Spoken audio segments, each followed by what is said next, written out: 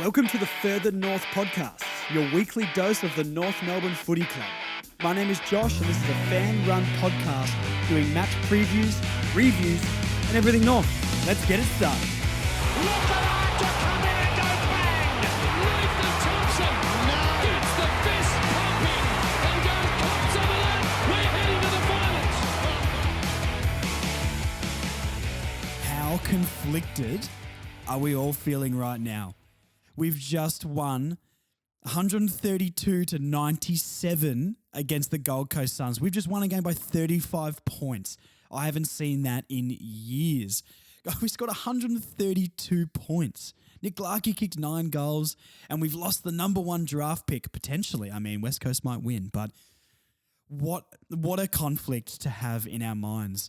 I'm riding high on the win. What do I even say? Last week on the preview podcast, I was saying, I want Harley Reid, but did I shift during that game? Do my thoughts change during that game? We'll get into it. I've done some last minute recruiting, and I've sweet talked Admin 3 from North Melbourne close to a flag to jump on a Zoom call and just talk about this win because we don't get many of them, and we got to talk about it. So we're going to jump straight into that. We're going to switch you guys over to the Zoom chat that I did with Admin 3 from Close to a Flag. We talk everything. We get some hard-hitting questions. We dive in. We talk about the ultimate conflict. Was it worth winning for morale, or should we have lost for Harley Reid? We get into that. Enjoy that interview, guys, and I'll talk to you after the interview. Bye. All right, guys, we have admin number 3, royalty around the Further North podcast here. Look, I had to do a last minute call up, to be honest, because North Melbourne have just won a game of football, which is incredibly conflicting. Unbelievable. Yeah, which we'll dive into. But my brain said, I need someone on the podcast now because it's more rare than a lunar eclipse. Oh, honestly, at this point, yeah. I genuinely couldn't believe it. It's just probably 10 minutes into the second quarter, I was like, normal service is resumed. Gold Coast is up by 28 points. Yep. And I think, the weirdest thing is, first off, we've won a game. But I think the second point is that I find really weird is we won a game comfortably as well. I said this as well because I worked till 3 today, but we have it on in the barbershop, and myself and Big Ant were watching it together. What a fitting end to the season as well. West Coast and North uniting as one in Mitcham. But exactly right. I did make a comment to him and I said, I don't remember the last time that we were playing a game and we were up comfortably in the fourth. It did get a little shaky towards the end, a little bit, but just... How were you feeling in that last quarter? Was there conflict on your mind? We may as well dive straight into all these questions. I mean, obviously we had, this was the real Harley Reid Cup, so going into the game, what did your head say and what did your heart say you wanted the result to be? Honestly, I am probably, and kind of always have been, as despite what the shit posts may say, in the camp where there's more to rebuilding than the number 1 draft pick. I think given how stacked this draft is, yes, sure, Harley Reid is the most outstanding player, but I still think, having my head was still, it was more 50-50. I'm like, look, it's probably a win-win if we win or lose today. We get Harley Reid or we get like a Daniel Curtin or a Riley Sanders, who are still very good. And Nick Watson as well. Exactly. Yeah. Nick Watson, who I actually haven't spoken too much about, but I think in my heart, obviously wanted to win, but in my head, I was kind of like, look, be better if we had Harley Reid, but at the same time, I'm not mad. The rest of the draft is still good, and we have a stacked hand regardless. It is true. You look at the draft hand we have. If we were to go all in on Harley Reid and maybe 1 or 2 others, we'll probably lose Harley Reid after a little bit if he goes down the Jason Horne-Francis pathway. But I don't think that will happen though with him. I think I've talked a lot about this at work this week, and except Horn Francis aside, I'm struggling to think of a time that someone that high got drafted and instantly wanted to go home. And I don't think the going home factor is actually that big of a thing. Like, think about West Coast's premiership team a few years ago. Most of the team was Victorian. At least half of the team was Victorian. I just don't think it's that big of a thing until, all banter aside, Jason Horne-Francis really made this thing popular. And other than that, I don't think we ever talked about this before, Yeah, exactly. Yeah. But I think just, my thoughts really are, mainly the biggest feeling going through my head at the moment is one of kind of relief in a way. Because we won a game, or? Yeah, I think so. Just honestly, losing 20 games in a row, shit, and losing in the way we have is honestly almost worse than 2022 because, the game would be over by quarter time. Whereas this year, North's given me just enough hope to be invested. To hold on and cling on to something. Yeah. I mean, because you look at St Kilda by 16, or 10 points, Essendon by 6 and then 7 points. And then even the D's, we were up, for a good chunk of the game. So it's we're pretty much we're not pushovers anymore. And you do look back at a lot of results and you go, there has been a lot of games we've lost under roughly 10 to 2 goals.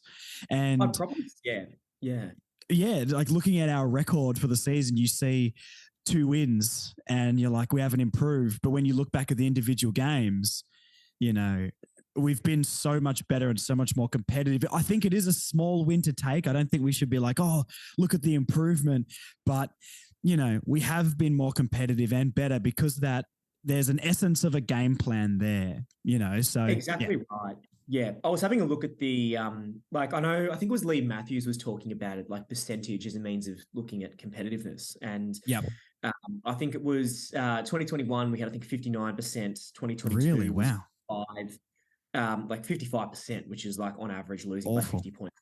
Yeah. And this year, 71%. So I think when people talk about, North Melbourne's rebuilding and no club rebuilding is that bad, but we were rebuilding from a very long way back.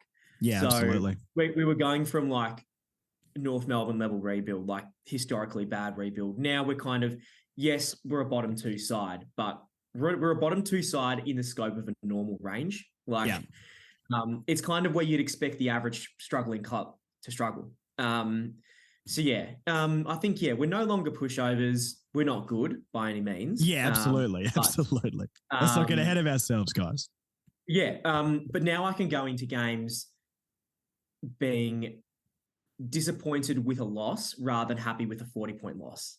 Yeah, correct. Yeah, it's the honourable loss thing, isn't it? And that was definitely getting old at some point. But look, I think it's a nice way to end the year. And it sucks we couldn't get a win for Cunners or for Zeebs, but, we've really sandwiched this year with wins at the start, wins at the end, and a lot of just gross Devon from Coles in the middle of it. And, the old Devon sandwich of a season. And I don't know, it's like it's all come back full circle. It's the circle of life. And I don't know. I don't know how I was genuinely, when I think I said this on the podcast last week, when we lost, when West Coast won and we dropped down to last, I actually did feel excited because Harley Reid has been talked about more than any other draft pick has ever been spoken about. I think I've heard his name for the last 2 seasons. People have been saying, how good this kid's going to be. And there was genuine excitement there. And I didn't know how I would feel after that West Coast game. But then when I was starting to watch the game, I thought, we'll lose this eventually, but they're putting in another effort and there's going to be another honourable loss. And then they just kept on top of them. We looked so hungry. And I've honestly never been more conflicted in my life. I didn't know what I wanted to happen because I think it's one thing to say, oh yeah, you want to go out there and win every game, set standards. And I agree with that, but there's a massive prize if you don't. And I think it's okay to be conflicted and it's okay to want the club to lose, but it's crazy how much my attitude swung. And let me know if this was you as well. And I think a lot of North fans seemed like they felt like this. Halftime came about and we came out and looked good. And I was like, screw it. I want to win this game. I don't know why, but my gut's telling me I want to win this. And I never thought I'd feel that way. And especially, I think for me, it was more three-quarter time. Because and I think especially sort of as we kicked those opening couple of goals in the last quarter, I was like, because three-quarter time, I was kind of like, look, we might bottle this at some point. It might just run out of gas. Like we pretty much have nearly every time we've been in front three-quarter time, we've just run out of gas. Absolutely. And and in this game, I was pretty much like 10 minutes in the last quarter. We probably have this one locked up, bar that little resurgence from Gold Coast at the end. They got within 3 goals, I think. Yeah, 3 goals. They got to within 18 points. But they looked so composed. And even then when Gold Coast was scoring, only really the third goal, they really had any sort of momentum. The first 2 goals were against the run of play. Absolutely. It was just amazing to see us hold momentum so late in the match. And they looked, and like you said, they looked hungry. They looked willing to, like the amount of times Nick Larkey got hit up on the chest or they tried to do so. The amount of times. How about that Gold Coast bloke laying into his chest and giving him a free kick in front of goal? Like he went for him too. Like that wasn't just like a bump, like, good job, mate, or one of those ones. That was a full on, like, going to put my shoulder into your throat and put you on the turf right in front of the umpire. Exactly right. Yeah. I mean, that was just silly. It's wild.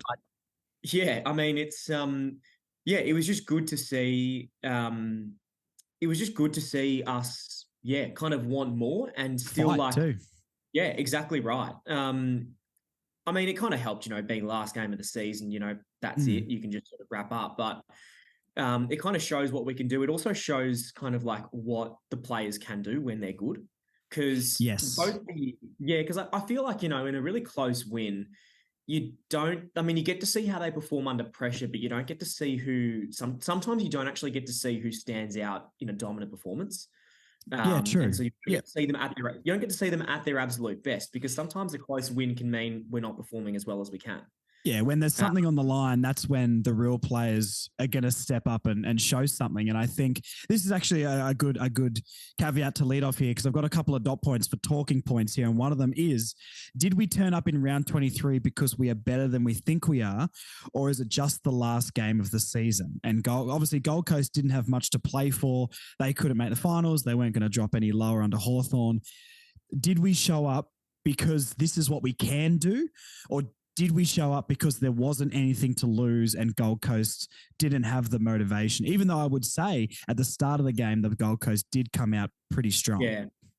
Well, I think, to be honest, we had nothing. I'll go with a couple of things. So we had nothing to gain by winning today. And Gold Coast had nothing to gain. I think they stay in the same ladder position regardless of whether they win or lose. I think they dropped behind Fremantle, actually, because the Dockers won. Okay. Yeah, that's right, of course. But they couldn't they went to 15th, but there was no chance they were dropping lower. But I guess it doesn't mean much.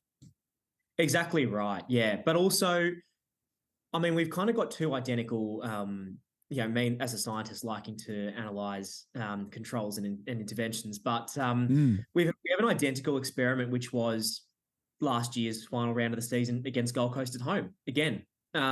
True. I genuinely think that this week we played well, because I think we are actually better than what we think we are. Yeah. And not only that, last year, if this was the team of last year, we would not have won. Absolutely. Yep. Yeah. And and the only way you can do that against, a pretty similar Gold Coast outfit is if you are better. The good thing is we've kind of gotten rid of players who, in my opinion, have sort of underperformed, like, a Jack Marnie or even, Jack Zeeble, love him to bits, but, he was past his prime, and Ben Cunnington is, since he came back from treatment, sadly, has been kind of off his game. Yeah.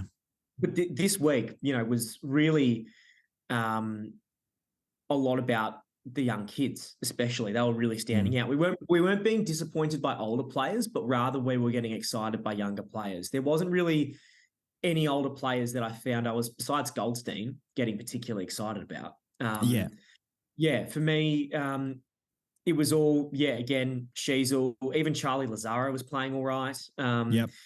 Who else was there? Even There like was Taron Thomas was Yeah. there. He was really good. Simpkin, I thought, had one of his, or if not his best game potentially. A guy who I think is a good leader for our club, but has had a pretty down year compared to what he did the season before. But, his game against the Bombers a couple of weeks ago and this game here were his two best for the year for me, stats-wise and just impact on the game-wise. So, I think it is a mixture of both. I think there was nothing to lose and the stakes weren't high, so we could play with that freedom.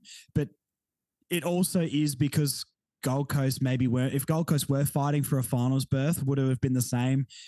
Probably not, but you could take it as a positive, but let's not sort of get carried away with it. But it was crazy to me to see how good we really did look when we were confident. And I haven't seen this team confident like that. You alluded to Charlie Lazaro, and this is a player that I've written down in one of the positives, which was Lazaro, Phillips, and Powell just took over this game for periods of time, which we haven't seen before. Those guys have all, like, Lazaro's had a limited opportunity, but when he has got his opportunity, he hasn't really shown anything. This was the first game in the AFL that Lazaro's made me go, that's what he can do. And that's what he's been doing at VFL level. Phillips, he's been up and down, but a pretty solid season after the season he had before. Powell, I last week I did say maybe think about trading Tom Powell, but that's not because I don't believe in his ability. It's just how stacked our midfield might be. Is he going to find a place? But I've never seen this team that confident, running together as a group, supporting each other. We tore through the middle of the ground and up the wings. I've never seen us transition the ball like that. Yeah, and I just remember there was a little bit of the game, I think it was the third quarter where I had to pop on the radio, but the amount of times I heard at centre bounces and clearances Tom Powell's name get called was incredible. I really think today was probably one of his best games. For sure. And Will Phil, he's really he's just an absolute accumulator when it comes to the ball. He finds a way to be everywhere. And it's he was the one player I'm kind of annoyed we haven't used more this season. He's been, I know, especially early in the year, he was very unlucky to sort of be an emergency and not be picked. But I think he's really, these players, Powell, Phillips, and even Lazaro to an extent, do have a place, especially as we begin to sort of rebuild and hopefully climb back up the ladder. Yeah, true. Well, that's actually another point I've got here. I said, do Lazaro and Powell have a place in this team long term? And it's very hard to talk about now. And obviously we've got the off-season pod coming up in the next week or so. But I've never seen that from Lazaro before at AFL level. And Tom Powell has had moments, because we know he's a very good player, thinking about what our midfield could be with if it's Reid or Sanders we get, with LDU and Wardlaw, Taron Thomas, Simpkin, all these guys. Do these guys have a place here, do you think, long term? I think for Lazaro, maybe not as long as Tom Powell. I think Lazaro, probably he's not the kind of player I think that would be, and look, I hope I'm proven wrong because I quite like him. He doesn't seem like the kind of player that would carry through into a finals contending outfit. Whereas Tom Powell, I can see, if I can see him coming up, as we sort of, hopefully go up in the ladder, to really try and contend for those last two final spots. Yeah. Yeah, true. I mean, like I said, Lazaro really, really impressed me today, and so did Tom Powell. I just think, I don't know, Lazaro as that. Imagine if he could do something like that as a sub or something like that. I think that could really be his role in like a finals contending team. I don't know. I guess we see long term. It's all ifs and buts at the moment, but unreal from those guys today. Here's another question then that sort of is involved with that as well. How come we look better without LDU and Wardlaw in this midfield? And that's a little bit of a loaded question. I don't believe those words, but I think it's an interesting talking point because our midfield looked so buttery smooth today. That's the best midfield performance I've seen for a long time. Even just transitioning the ball from the back 50 to the forward 50, I've never seen it smoother. And we were arguably without our two best midfielders. Yeah, I think maybe instead this shows that we've maybe got a little bit more depth than what we realised. I mean, that's the thing is LDU and Wardlaw, they're objectively good players on their own. Absolutely. I guess it'll be interesting to see how they fit in. Part of me is thinking of like FIFA. Do they have good team chemistry? Team chem. Yeah, they're a gold rated, but they've got 30 chemistry. And that's why we lose 3-0 to a West Coast. But yeah, absolutely. I digress. But it's I think maybe. And I think this more comes down to a team mentality thing. Without those two in the team, maybe there was a responsibility or a conversation had where they kind of had to step up. Where they're like, look, you don't have the safety of someone as trustworthy with the ball as LDU because like he moves so smoothly. Absolutely. So maybe they had to sort of step it up a little bit, which is a bit of a shame that they need that sort of event to sort of galvanize them into really going into playing basically the game of their lives. But I mean, it shows that if we don't have LDU, for me, I'm sort of more optimistic about it. If we don't have LDU and Wardlaw, we can still win games. Yeah, for sure. I mean, I think there is a little bit of mayo on it in a way of if this wasn't round 23, do we get those performances from the guys? Because we've seen maybe throughout the year that suggests maybe not. But, I'm not taking away anything from their performance because I guess we're just talking individual game. But, obviously I don't want Wardlaw and LDU out of this side. It was more just a question to debate that topic because once again, I don't think I've seen our midfield look that good. Like I wrote a couple of things down here. Just our skills, like picking the ball up on the half volley and feeding the handballs out to people. We were so accurate with our handballing, our kicks and all that sort of stuff were just on point. Like our transition from the back 50 has been the worst in the league all year. Like that is, there is nothing we've been worse at than getting that ball out of our back 50 into our forward 50. And we just walked through them and it was unbelievable to watch. Yeah, I think the last 4 rounds and the first 4 rounds, we've been a lot more confident with our transition. What I've noticed is the players are a lot more confident. They're more willing to take more risks because that real middle chunk of the season where we lost a lot of those games in a row, it was just really clunky. It was like big, long kick to a pack mark. It was like as if I was watching 2022 all over again. Absolutely. And there was just no confidence in the team. And there was no real sort of ambition to play on, run through the corridor, take some more risks. Whereas, today it was just that transition play to get from back line to forward line. It was so quick and it was so fluid, which you can only really get by trusting your teammates and playing high risk football, which, I mean, I hope they feel like they're good enough to play like that. And that's a good thing to carry into the off season as well, because they'll go into round 1 being like, hey, we can play this kind of footy. We can, and I think really that does sort of carry into a preseason as well. If you can really sort of string together at least a win or a couple of wins and competitive performances in the back half of the season, it does give you a bit of hope for future seasons as well. Yeah, for sure. I mean, another point I've got here, and this is a little bit of a loaded question, I guess, and I think we can discuss both sides of this, but we sort of alluded to it at the start. Was it worth losing pick 1 to win this game in round 23?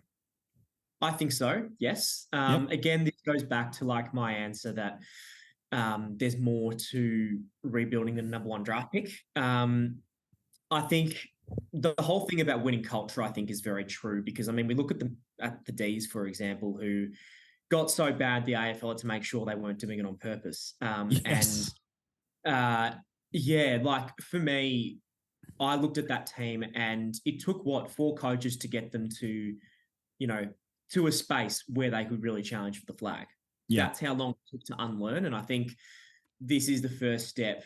Getting just these wins on the board is going to be the first step to changing that, because sure, you get, one draft pick can change a club's direction to an extent, but at the end of the day, Harley Reid is one player in a team of 22 that go out every week and 40 on a list. So it's not like I think it's worth losing the first draft pick because at the end of the day, Harley Reid or whoever our draftees that are going to be picked will have to play alongside these 21 players every week.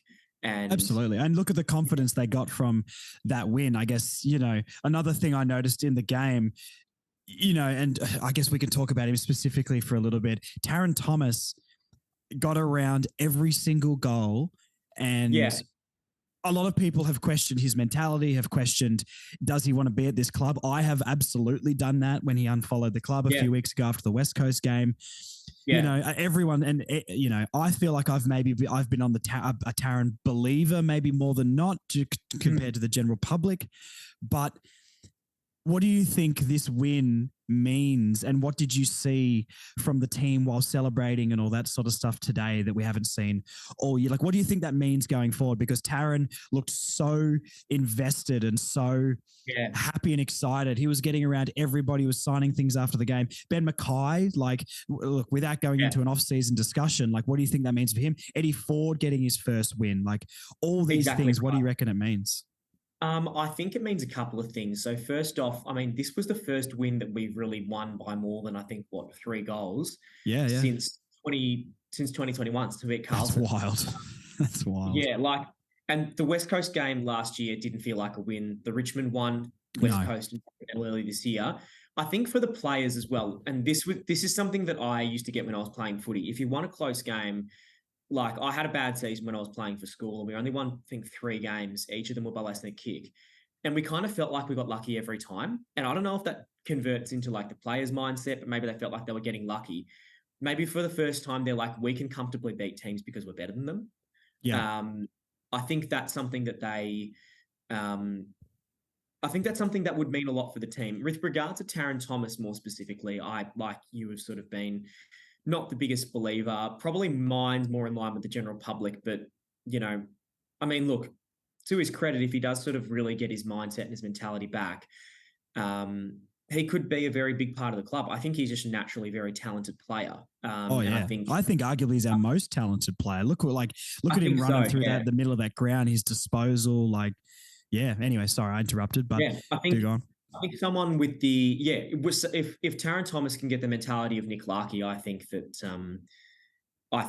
that he could be a very dangerous player. And that also reminds me as well with Nick Larkey, he kicked 9 goals today, which is absolutely incredible. He's currently sitting second in the Coleman medal. He may finish third in the second worst and potentially worst team in the league. Absolutely. Imagine he kicks 9 goals in a game where we actually played good. Imagine how good he's going to be when we're good. And look at all the passion of that man. I've been a bit of an advocate this year of seeing him as, I'm not saying to take over the captaincy from Jai, but at least be vice captain for me, because the passion that guy was celebrating with after he kicked those goals, there was a lot of talk about tanking and everything through the week. And I guess this goes on with, Taron Thomas's passion and even Ben Mackay and everyone getting around everyone today. These guys clearly wanted to win that game. Exactly right. Yeah. And they wanted to win, and I think they wanted to do it well too. That's the thing. You always want to win and you want to win big. And that's kind of, they showed that today for the first time. They didn't want to just get over the line. They wanted to really comprehensively do it, and they wanted to enjoy it. And I think this is for the first time in a long time, they've actually kind of enjoyed playing a game of footy. That's what it looked like. It looked like it, didn't it? Yeah, for sure. Yeah, because, when you're playing footy, it's you don't really enjoy a close win until after the siren. Whereas today they kind of were doing it for a bit of fun, which is so good to see. And it's just so, it's just such a relief. Yeah. It's refreshing, isn't it? Yeah, it is. Yeah. Absolutely. Yeah, I love seeing all that sort of stuff. And not to keep going on about Taron, but I don't know. I just really loved seeing how excited he was. He was the first in to celebrate.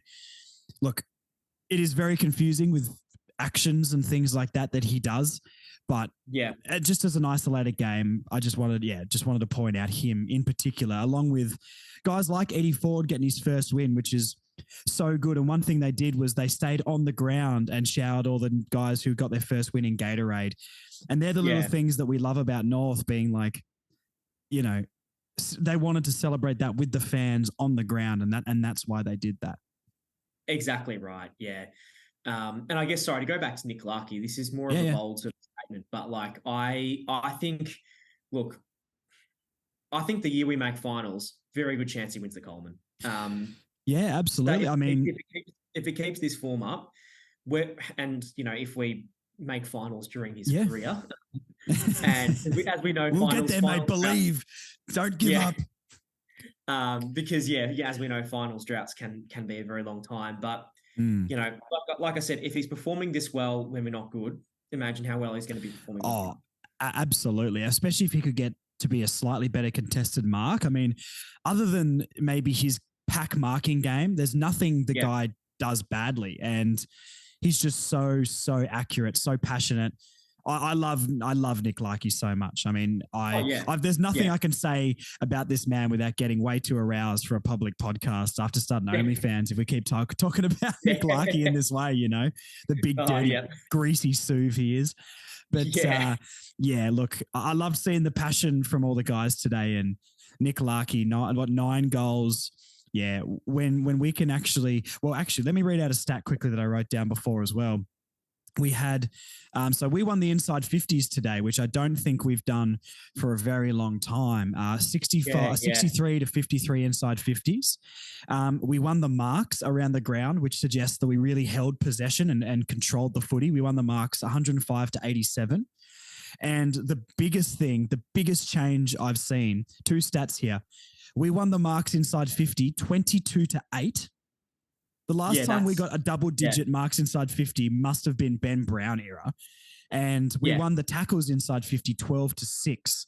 And just a little caveat of that as well, Paul Curtis and Eddie Ford in that forward line with their forward pressure, kicking 5 goals between them alongside Nick Larkey. Very exciting. There's a lot of stats I just threw at you, but compartmentalize that and then let's put it into words. Yeah.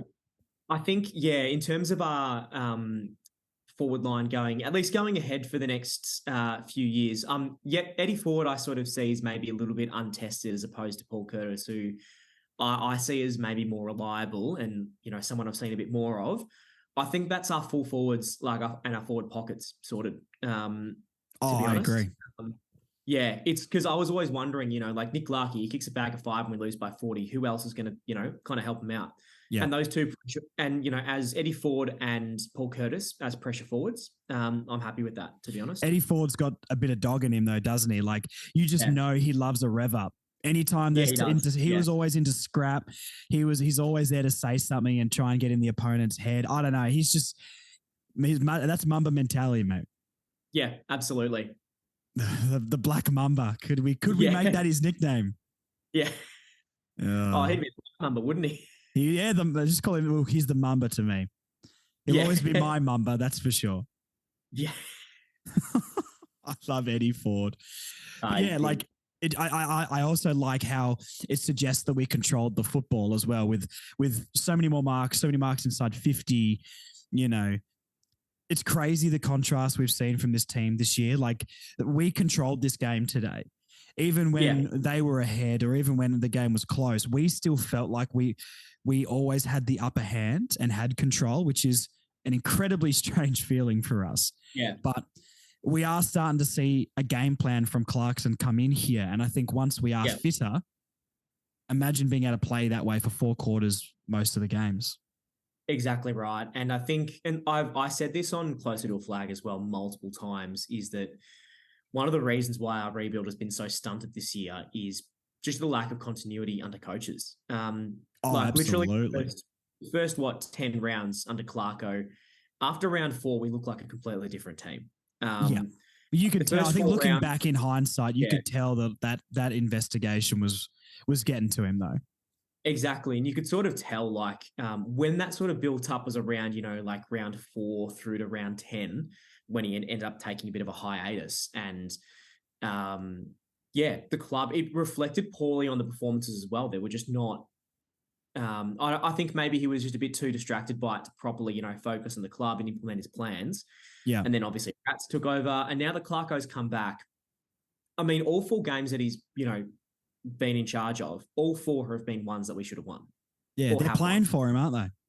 Yeah, they absolutely are. And I think, whether it is a Paul Roos and, sort of just brings us back up to parity, to contend for finals for the next coach, or if he stays along, Mm. I think now that we've got this continuity, I think that this is, I think it's, going to be much better times ahead.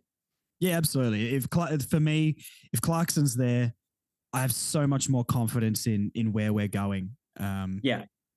Just to know, I've met a couple of people through the barbershop that have met Clarkson a few times. I've met some family friends of his and stuff like that. And look, it's all hearsay, I guess, but people describe him as a complete businessman, like an operator, like a proper operator that's getting it done the right way. So, if he's at the helm, I believe, it's exciting. Exactly. Yeah, and it's going to take so long, as well. Now, like I say, we're up to the standard of a bottom two side in normal terms, not like historically bad, like we kind of have been. So now we're back to a level that's somewhat competitive. So I think the challenge of him going ahead is going to be able to, now finally bring us out of the bottom two. Absolutely. I'd say next year I'd still be expecting bottom four, but same. Yeah. Anywhere in that bottom four, we could definitely finish. Yeah. I'd like to see us be something like a Hawthorn this year, which, I agree, 100%. Because I think at the moment, Hawthorn is probably, of the bottom, 10 sides, I think Hawthorn's probably the most exciting to watch, in my opinion. Just in terms of for sure. In terms of how they sort of pluck out opposition like that. That's kind of what I would like us to be in terms of form. In terms of our playing style, I like what Clarko's doing as opposed to what Sam Mitchell's doing. But I just think that that's going to be the challenge for us to now really, sure, we won 3 games. They've been against some pretty struggling, hard done by teams. But that being said, next year now we kind of have a really clear, I think Clarkson has a really kind of clear mandate as to what he has to do now and what's the pass mark. Yeah, no, I absolutely agree. So is the ultimate result now after that win a West Coast win? Do you reckon would that fill our hearts with joy if that happens? I think now I would almost not be mad if West Coast does win. I think Adelaide will win, not the most convinced. I think they'll gradually run over the top of West Coast, probably by about 20 points. Adelaide's actually just scored a goal. They're up by 3 points. God damn it. I don't think it'll be convincing for the Crows. I think they'll win by about 20. But if West Coast does pull off the win, and I am wrong, I kind of wouldn't be mad because at least, look, 1, we finish the season on a high. 2, we do get Harley Reid, which is very good, and we still have the chance to get like Riley Sanders or Curtin or some of the other players. So, yeah, I would kind of think, we finished last again, but we have for once finished our season on a high and we are kind of headed in what seems to be the right direction. Yeah. Look, honestly, if West Coast win, good on them. If not, then, it means we don't finish last. And that's a thing as well. Sure, we'll have Do you reckon finished... that plays a big part? Do you reckon, because for me, I'm not too concerned if you finish 17th or 18th. I don't really care. It's all kind of just bad. But I don't know. What do you think about that? Well, I think, at the end of the day, wooden spoons, they stick with the club forever. No one's going to remember the time we finished second and last. Really, other than North fans. We're going to think of it as a rough patch. And, we won the wooden spoon a couple of times. But, winning it 3 times in a row, that's going to be there forever. Sydney, I think, was the last club to do it in the 80s, I think it was. I think St Kilda did it in the 90s. I think the early 90s. Yeah, maybe the Saints. I think so. But they went on to play in grand finals at the late 90s. Yeah, so history suggests we're only about 3 to 4 years from a grand final berth. Exactly right. And that's inevitable, isn't it? Yeah, absolutely. You can lock that in now. Actually, get your AFL memberships now, North fans, because we're going to be in that last day in September pretty soon. Yeah, I don't know what bay we're going to use for bay 29 at the G, but we'll let you know. Well, we're massive, mate, so we'll get a bay. Exactly. The MCG is our bay. Exactly right, yeah. Or we campaign and try and get the grand final move to Marvel. That is true. Yeah, or Arden Street, capacity. Yeah, we could play it at Arden Street. Yeah, exactly. Yeah, enough space there. But yeah, I think, I'm not. I think winning today is good. I just wouldn't feel that upset about West Coast winning and us winning the wooden spoon now. I'm like, Yeah. you know what? I I'm don't just kind of mind. happy we won, and I'm floating in my blissful ignorance right now. Just being like, oh, I'll take it. Let's go. Yeah, exactly right. But I think, look, part of me, because I just remember taking some screenshots of every single AFL journalist prediction for 2022. They had 20 journalists, and 18 of them predicted North Melbourne to finish last. So Yes. part of me is kind of like, and the page has a very anti Oh, absolutely. AFL media sentiment. Yes, as it should. So That's where the from good content comes from, mate. from a personal point of view, I just want to rub it into Damien Barrett's face that we didn't finish Hmm. last. Just wait till he jumps on the bandwagon. He'll be down there with the boys Exactly celebrating in right. the locker room.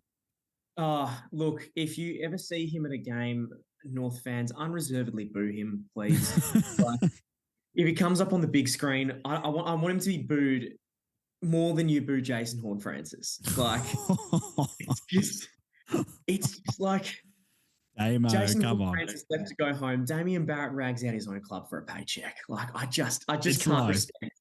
I can't respect what he does. Like, at the end of the day, he's human. He's just bad at his job. Like, that's all I can say. So yeah, look, I don't mind if West Coast wins today, but I think it's win-win whether or not West Coast wins. I agree. Yeah. That would actually kind of be the best result, I think. If West Coast do win today, I'm kind of going to be like, we get to ride into the sunset of season 23 on a win, and we still get the best talent in the country. So I won't complain, but hey, we'll let fate decide. We'll let fate decide. We'll be undefeated for 6 months anyway. So exactly. We'll make the finals next year anyway. So who cares, Yeah, exactly right. But a couple more points here quickly here. Someone I posted a couple of things during the game today just for some banter, and I'm getting a real reputation amongst all the North fans here about people commenting and asking me every single week, have I been converted on Aiden Core yet? So I want to know what your thoughts on Aiden Core are currently. I think not Aiden just Core, this game, but him since the bye. Look, Aiden Core has pleasantly surprised me ever since he broke. Who was it? One of the Saints players' ankles. Yes, I think it was. That was disgusting. Even the AFL shared that reel. That was just utter filth. Like the fact that like he's actually done like okay since. Oh man, keep going. I'm just remembering it, and I'm just. And like he kicked a goal today with an overlap handball. Like that's just. I know. He thinks he's playing Dustin Fletcher, doesn't he? Like he's just running along the side of Kane Turner. Like I can't name a more iconic duo. Yeah. It was just like the irony of it being those two players of all. I was just like, this is just funny at this point. They're laughing. Yeah. They're laughing at all the North fans that wanted us to finish last.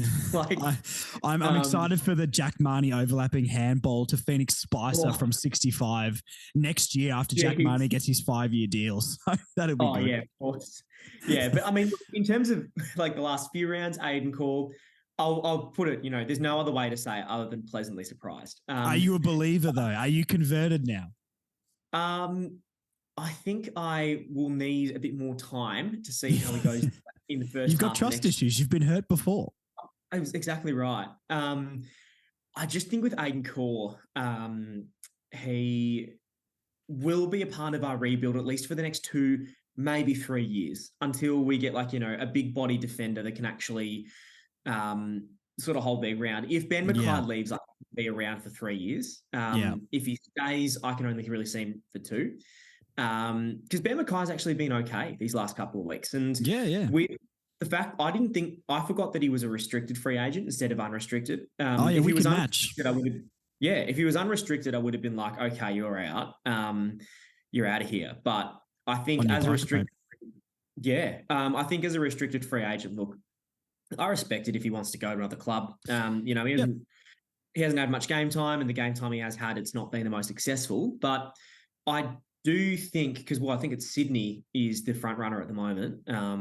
Sydney, Essendon, and there's been word of Port, but You haven't heard much about it, but they're sort of the three floating around. Clarkson did say in his press conference a couple of days ago, though, when he brought up Gold Coast getting all those picks, because everyone's getting all upset that North might get possibly pick 2 or pick 3 from Mackay, and then some compensation or priority pick from the AFL.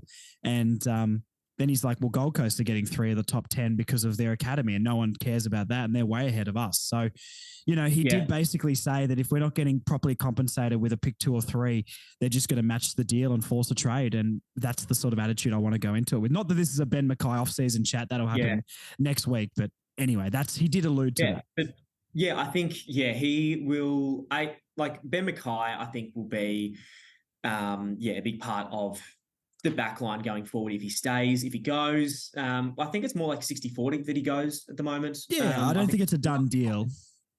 Yeah, I think it's more likely than not that he leaves, but I'm not thinking like in the same way as Jason Horne-Francis, like he's out. Absolutely no. But I think that it'll be like, I think Aiden Core does have a spot in the team in the medium term should Ben Mackay go. And I think, we got to go to the draft and look for some big body defenders or some players that are good to play in defence. Yeah, and I think some free agents and things as well. Without diving down a rabbit hole off season, if we draft, mids or smaller players that can have more of an impact instantly, going to free agency or going to trades to find key position players, I think would be fairly helpful. Like, and I'm not saying I want these guys, but going to the Ds and being like, we'll give you such and such, give him a Tom Powell or something. Not saying I want Tom Powell gone, but just as an example. And we get a Tom McDonald and get a Tomlinson or something like that. I know they're not on the timeline maybe, but just if you can get those guys on any sort of decent deal just to teach someone how to play. I was talking to a GWS fan yesterday at work, which is crazy. That's rare. Like, I know. I've no idea. I thought he's such a rare species. I had to mark this moment. I'll remember the time I met my first GWS fan in Melbourne. And Phil Davis retired. It's like, give him the Liam Shields deal. Imagine him just roaming around a backline just for a season to be like, hey, guys, this is how to not be awful at your job. But, look, this is another discussion for another time. But, I think, Mackay can definitely stay, but that's always on the out. But so you're saying not convinced on Aiden Core just yet, but you're on the way. I am on the way. Yeah, I think. I'd probably say his last maybe 4 or 5 games been all right, but I just think he needs a bit more time for me to win me over because as he gets a bit older, are we going to see him as like a reliable leader in defence? I'm not quite sure. Be interesting to see. Yeah. And for everyone who's been asking me and messaging me and commenting and everything like that, I'm on the way to being an Aiden Core, not believer, but accept him as part of the team. But I'm absolutely not there yet. I've been hurt too many times before. I've got trust issues. I have Vietnam-style flashbacks when I think of things that he has done in the last couple of years at our football club. And look, he's played very well since Griffin Logue's gone down, but I need more time, guys. Get off my back, all you bloody listeners. Yeah, and that's another thing as well with Griff, because he's not going to be back until a little bit into next year. It'd be after the bye next year, you'd think, or around there anyway. So it's good to know that we do have a big body defender sort of on the way who's pretty good.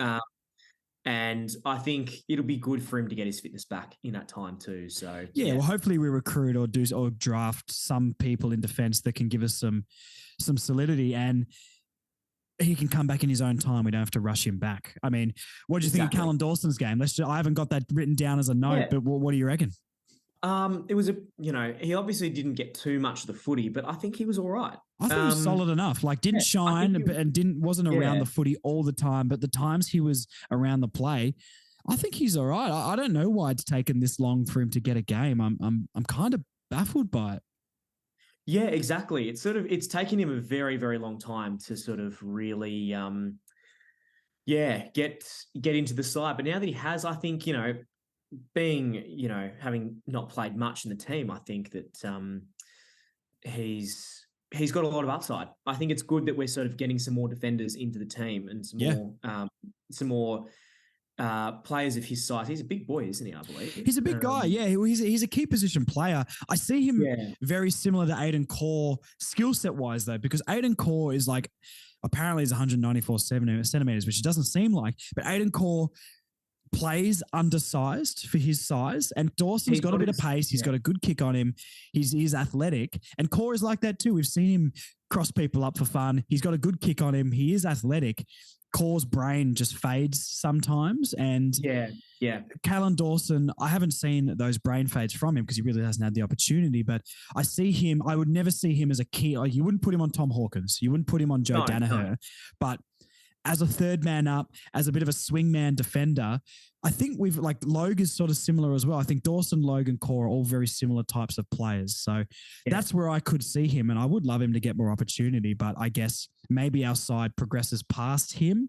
Maybe like Lazaro as well. If he was doing this 2 years ago, maybe he could build with the side, but I don't know. And he's very handsome too. Absolutely, yeah. He's got a good head of hair, and he's a handsome guy. He's got the jawline. He does, yeah. Not quite as sharp as Jai Simpkins, but I mean that's goat tier jawlines. If we're going to rank, do a jawline tier list in the AFL, which might be some good off-season content, Jai is S tier. Oh, absolutely, yeah. I mean, he's. I think the North Melbourne Instagram put out a really good blue steel of him today, walking out.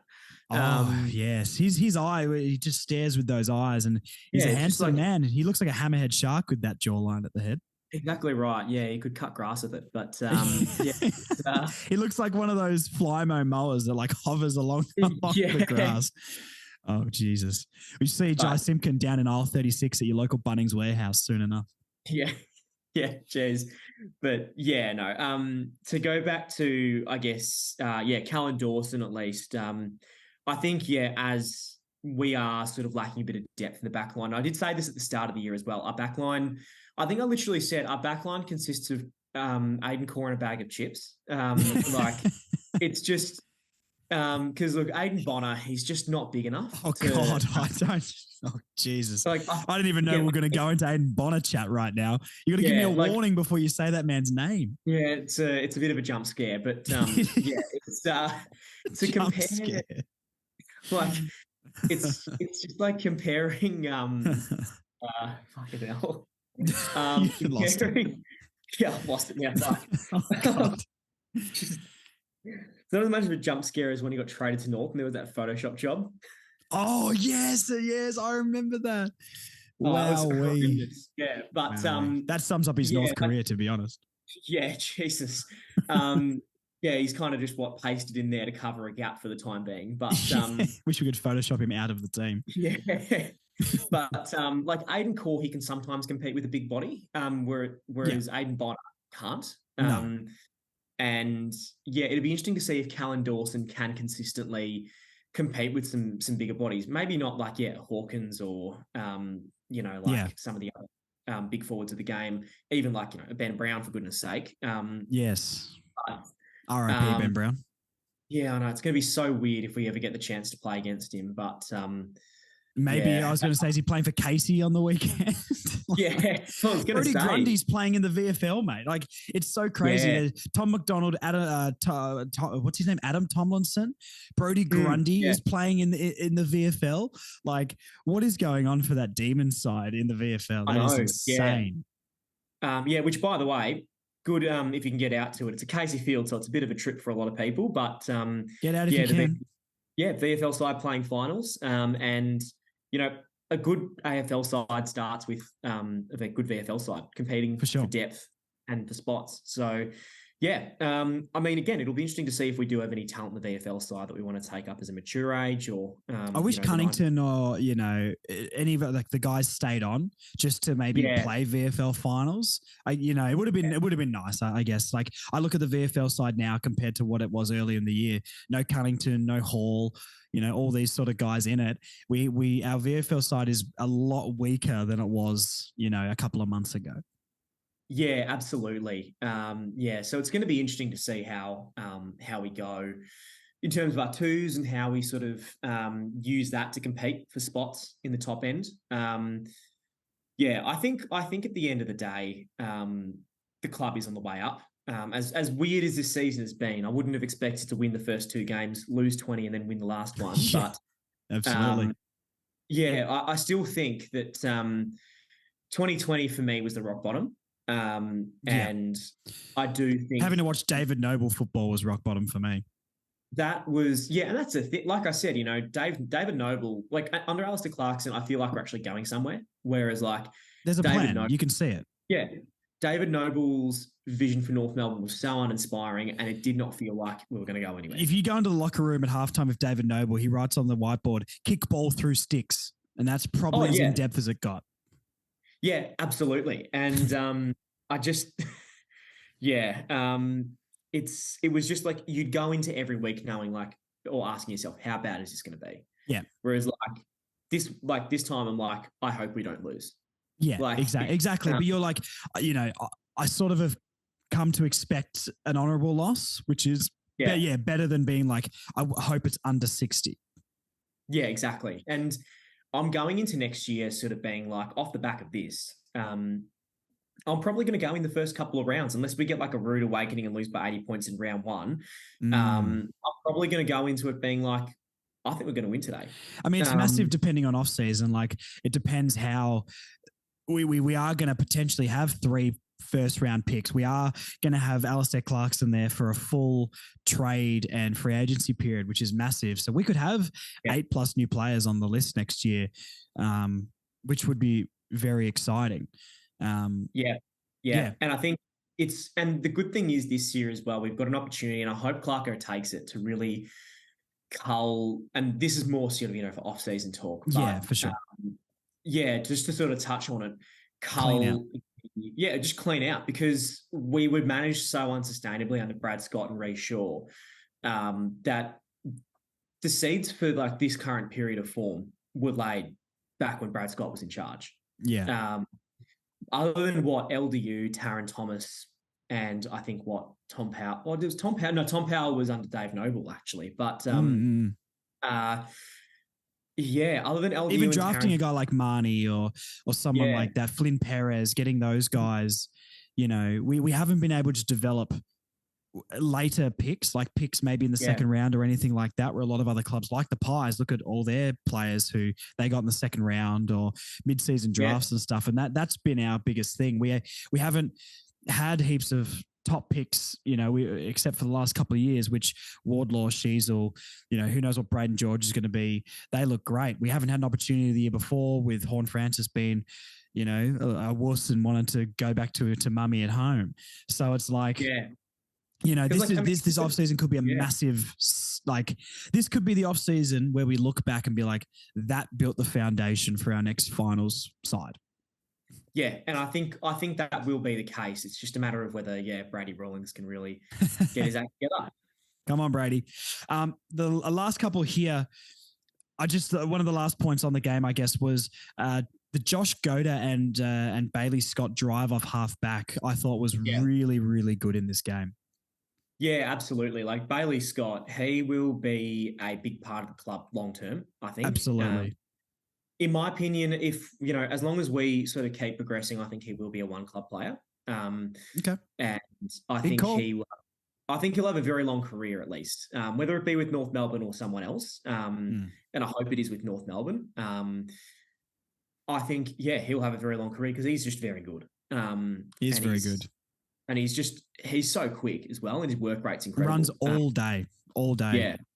And Josh Goda, I think he's a really good sort of halfback, sort of rebound I think that was his best game for the year. Do you agree? I think so. He's had some good games this year. Like he's had some pretty decent ones, but he hasn't stood out. And I think, in terms of our halfbacks, having Goda, Sheasel, and Bergman, for example, I think there's some pretty reliable players we can really build around, especially Goda's someone that I think, he hasn't proven himself as much as what he probably could. No, for sure. Yeah, but he also hasn't had as much of an opportunity. So I think now, with less depth in the back line, this is a really good chance for him to stand out. Yeah, absolutely. I was really impressed with Josh Goda today. Even his intercept ability as well, and he is a good user. As long as he can keep using his pace off half back, and we've already talked about the transition footy that we played today, but having him or like. Look, I don't want to go into a big Harry Sheezel chat because we could just talk for days and days, but like him and Goda off halfback, Harry Sheezel's disposal and pickup and just football skill is so clean. And if Goda is starting to be able to do, I noticed this in the game today where I noticed his disposal was clean, his pickup was clean, he can intercept mark, and he was kicking the ball out of the back line to the wing, and we were hitting Paul Curtis, we were hitting Eddie Ford on the chest, and we were able to get it past halfway. And I just haven't seen that very much this year. And if this 18-year-old kid is rubbing off on some of these people to get to his level, then we are going to have something special because, Sheezel, Goda, Bergman. I rate Miller Bergman so highly. Every week I'm baffled that he hasn't been in the team. And look, he wasn't a standout today, but it's his first game back for a long time. We've just got some clean users. I'd still be trying to recruit maybe a more running left-footed halfback. We know Clarkson loves those guys, but we do have people in this position. But I was just really impressed with Josh Goda's game, especially today. Yep. Yeah, absolutely. Yeah, I think, Bergman and Goda, I think, two good young defenders that I think can definitely take this club very far. Yeah.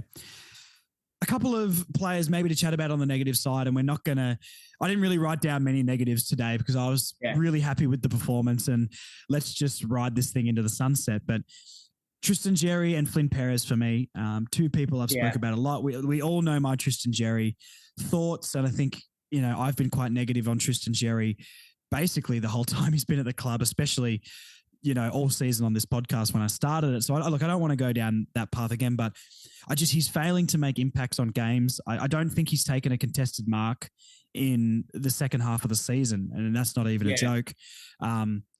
Goldie's still our best ruckman, and he does look tired towards the end of games.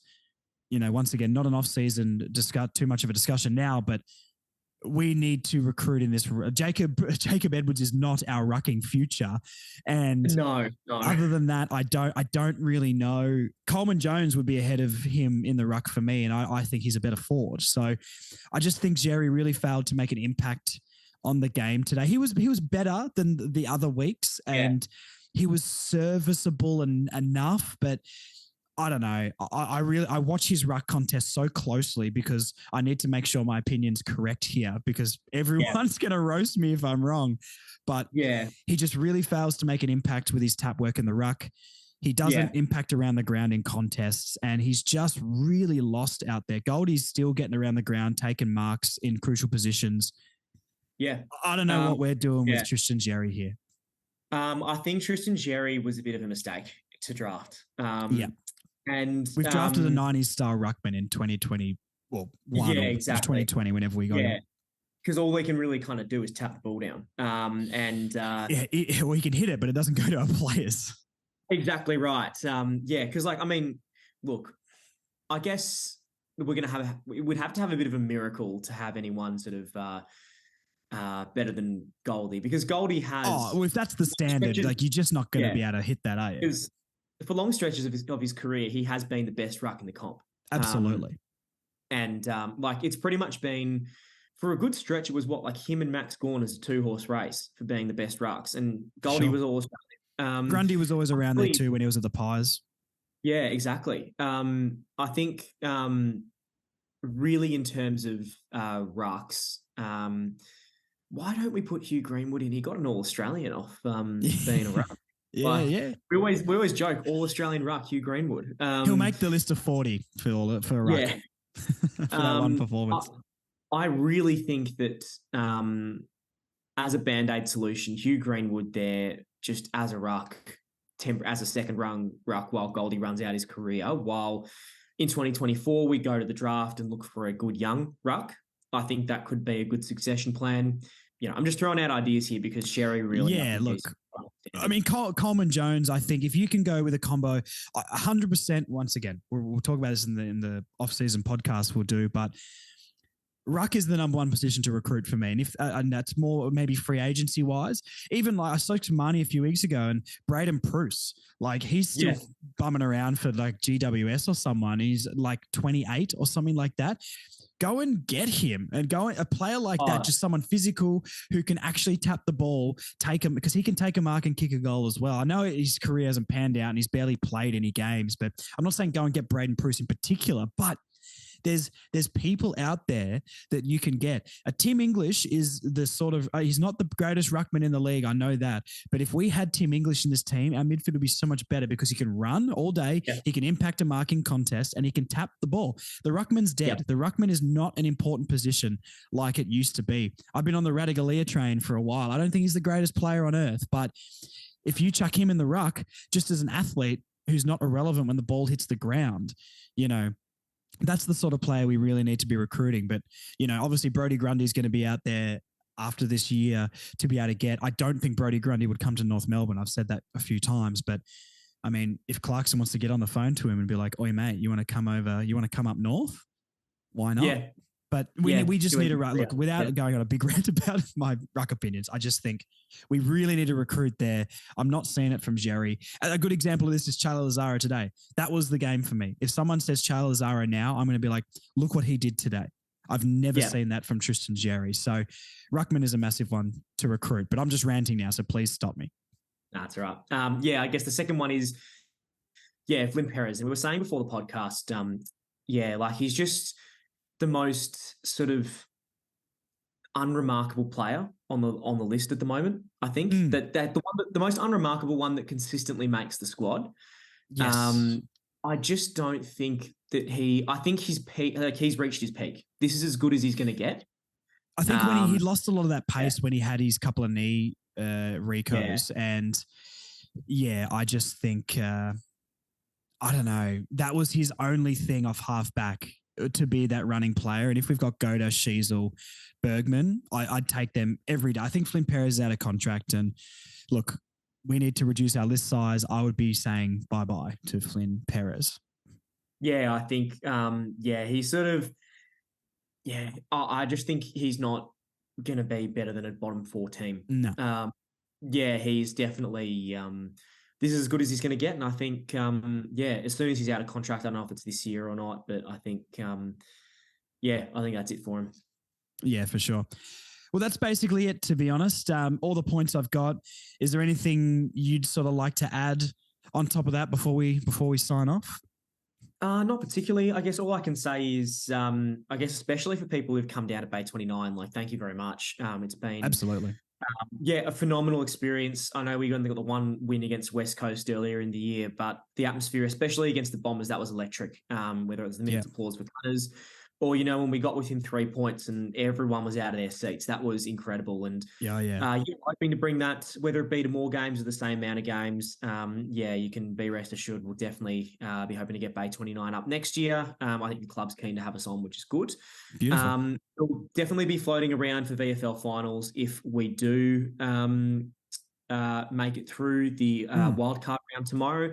So definitely get out and support the boys. Because, you can watch them all the games for free on the AFL app as well for the VFL. So jump onto, no one's doing anything on a Sunday, guys. Lay on the couch and give it a watch because, who knows, we might perform a miracle. Exactly right. And I think if we win, we play against the Bulldogs at, I think it's Port Melbourne is where they're playing their home games at the moment because Witten's under development. But it's a beautiful ground. It's really cool. It's you feel so much closer to the play. So cool. It's going out to VFL it's dirt cheap. It costs you like $10-20 to go. Beautiful. And you can just have a good day at the footy. And also AFLW starting next week. So definitely get around the girls. They had a prelim appearance last year, so they look pretty good in their warm-up game as well. They destroyed the guys they played. Yeah, I'm calling it pretty bold at the moment, but I'm calling them to be top 4. So I call them for the flag, mate. Come on, put your balls on the line. Yeah, North close to a flag. That's exactly what it is. Absolutely. And the other thing, I guess, with Bay 29 as well, which if you haven't got around it, you absolutely have to. Charlie Comben came down to say hello to us. Jen and Sonia came down to say hello to us in the Bays. And it is really nice. We're developing a little North Melbourne community. And as the club grows, we'll grow with it. And Yeah, it's so nice having people come up to all of us at the games and saying that this is one of the reasons, maybe the only reason they've been coming to games this season, because it has been tough. And, you know, when you've got the same core group of people in that bay every single week, it's like, you know, showing up to the footy with 20 or 30 of your best mates, and then you've got all these other people in the bay and they just join in. So it's definitely got me to a lot more games this season. And let's carry that on next year. And Bay 29 better be at the grand final in 2028 because we're going to Premiership City, baby. Absolutely. Yep. We're going. All right. Well, thank you for joining me. I know it was a last minute call up today, but we had to celebrate a win. I think hopefully back we might get you on next week for the big off-season roundtable. I think we're trying to get you and Marnie on next week. So if we can work out all the deets, hopefully hear from you soon. And who knows what sort of insane off-season content I'll create, because it'll be boring for like 2 months and I can't get people to forget that I exist. It's all good. Thank you for having me. And hopefully a better season next year. Easy, mate. Thank you again. No worries. Thanks for that. Go Room. Go Room. Thank you to Admin 3 for coming on the podcast last minute. Good chat. What a fun time that was. So once again, get around Bay 29 as you can. Get around the VFL this week, this Sunday. Let's get into Sean Atlee Club Champs. So 3-2-1 votes for this week. Nick Larkey has to be 3 for me. Remember, guys, the Sean Atlee Club Champ is not just about the best on ground. It's who shows the most heart and who does their bit for the team. I'm going to go Jai Simpkin, 2 votes this week. I think we needed the captain's performance in this win. He was really, really good, really, really clean all day. So I'm going to give Jai Simpkin 2 votes, and then I'm going to give Eddie Ford 1 vote. Taron Thomas did miss out. Bailey Scott missed out. There's lots of guys who I could have, put on this list today. But Eddie Ford's just got that dog in him, doesn't he? There's something about him. I just love him. 3 goals. Every contest he was physical in. He's a really good presenter, leading up the wing to give us that outlet coming at half back, which worked really well today. I just loved his all-round game. So 3 to Larkey, 2 to Simpkin, 1 to Eddie Ford. That gives Larkey 22 votes. Sheasel wins with 29. Sheasel could have got 3 votes today as well. That's very stiff on him. He was brilliant. But look, Sheasel's taken it out. Larkey's ended with 22 votes. Jai Simpkin has only ended with 4 votes, for the season. I'm sure he'll come back bigger and better next year. Eddie Ford, 2 votes for the season as well. So, yeah, your top few for the Sean Atlee Club Champ, the first ever Sean Atlee Club Champ. Sheasel wins on 29 votes. Nick Larkey second on 22 votes. LDU 15. Taron Thomas 8. Bailey Scott 7. And then you've got Steve O'Zerha, Cunners, Wardlaw, Logue with 5. And then it just sort of goes down to 4, 3, 2s and 1s. So LDU clearly could have done a lot more this season if he was able to play. Taron Thomas, second half of the year, killed it. So they will be up there next year. Bailey Scott started a bit slower as well. Who knows what's going to go on next year for the Sean Atlee Club Champ. But yeah, well done to Harry Sheasel again. And I'm going to post about it. I've made a little thumbnail-esque sort of thing. Nothing crazy, but I'll post about it. Let's tag him in it as well, like I said last week, and see if we could even get a like from Harry Sheasel. It's the biggest prize in footy, guys. Sean Atlee Club Champ. All right. What we're going to do now, I'll open up all the questions and see if there's any 5-star reviews. So let's have a look here. I should have probably opened this browser before we got on, but hey, I don't have time to do all this stuff, guys. I'm a busy, busy guy. So let's jump over to Spotify and see if anyone's left some 5-star reviews and left some comments. We've got Danny Gray 92, 5 stars, 5-star emojis. That's so nice. Thanks for making it feel like I have a fellow North Melbourne supporting friend every week. That's actually so nice, Danny. Thank you, man. Love listening all season. That means a lot. Thank you, my good friend. Jen, I think, commented last week too. Love to know what North players you think should be delisted at the end of season. We'll get into that, Jen. We'll get into that. That's going to be a massive off-season podcast, hopefully next week. Another great pod is from Paul Minotti. Another great pod, Josh. Love the banter between you and the listeners. Maybe one day we'll get a great replacement for Goldie. In Clarko we trust. Of course. Thank you, Paul, another regular commenter around here. Thank you heaps for that, guys. That was on the podcast a week ago. left a couple of comments on the preview podcast. What do we got here? Liv, absolutely love your podcast. We'll miss the weekly uploads, but can't wait for what's ahead. Go North. Thank you, Liv. I really appreciate that. Not going to be every single week, probably in the middle of the off season, but there's going to be heaps of every time a trade goes down or there's rumors and the draft, and I'll do some North Melbourne, or maybe we'll rank. I think we're going to rank all the awful worst AFL Guernseys of all time. That's going to be fun. There's going to be content.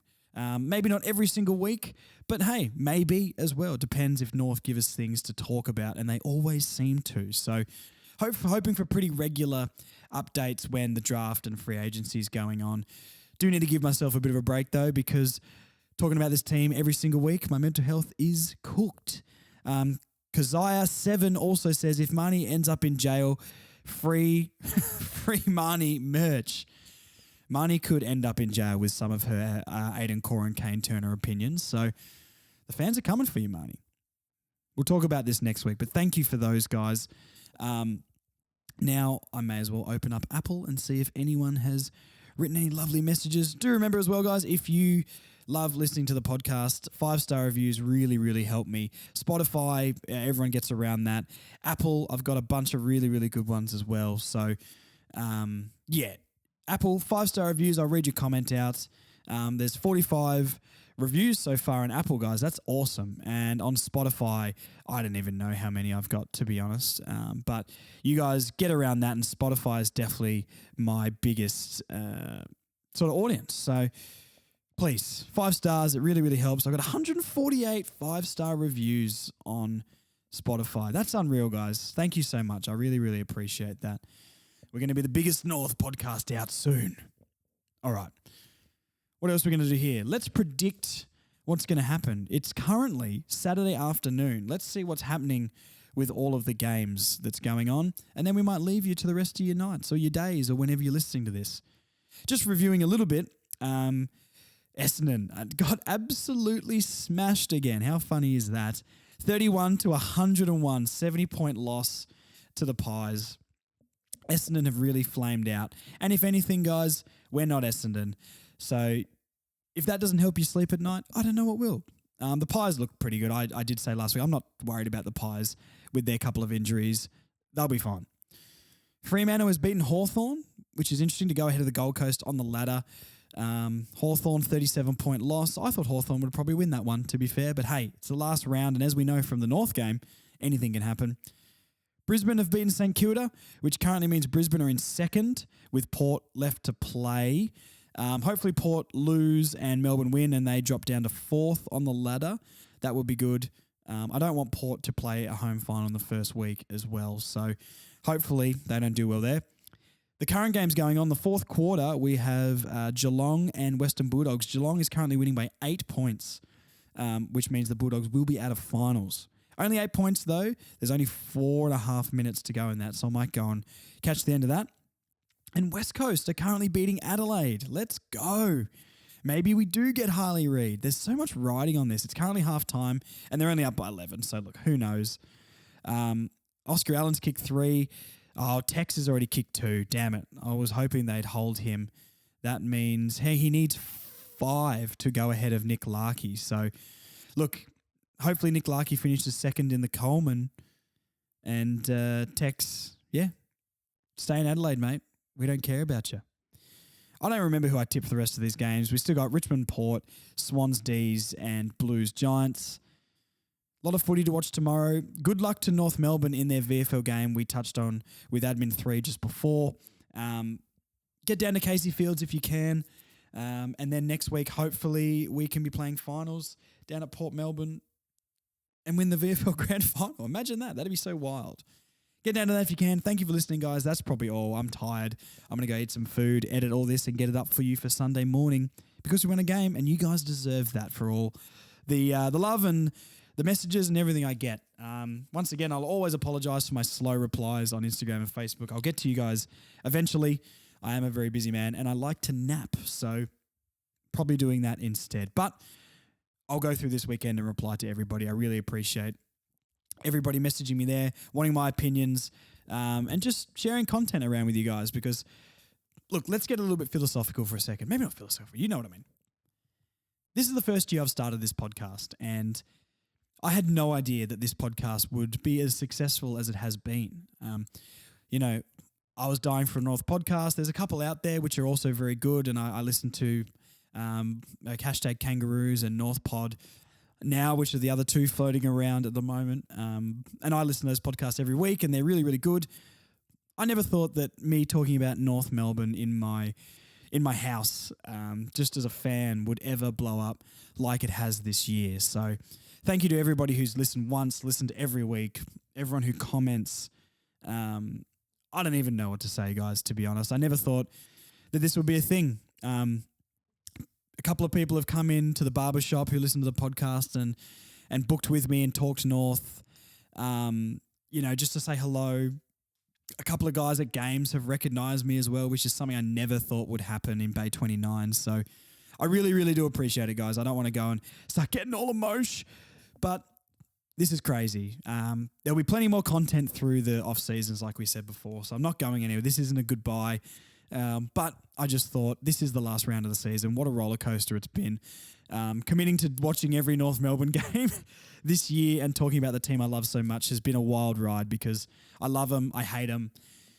You guys have heard me all year lose my mind a few times. So thank you for listening. I hope you're all coming back next year. Tell your friends. If you know any other North fans, please share it around. We need to grow this thing as big as possible. We're going to try and make the biggest North community ever here, Bay 29, closer to a flag. And we're going to all jump on this train, this Clarkson train, stopping all stations to Premiership City. So thank you again, guys. Further North Podcast on Facebook, Further North Pod on Instagram. Get around it. Share it with your mates. God, how you guys listen to me every week, I've got no idea. Next week, hopefully a big round table end of season podcast. It's going to be massive. It might be a couple of hours long. Might be 2 parts. Who knows? Hopefully Marnie and Admin 3 are back for that. All right, that's it. See you guys. Love you lots. Go Room. North Melbourne. Yay. Jack Seidel. Ben Cunnington. All the stuff. Shinbone Spirit. See you guys. See you next week. Bye. Thanks for listening to the Further North podcast. We'll be back next week with more great North chat. See you then, Bruce fans.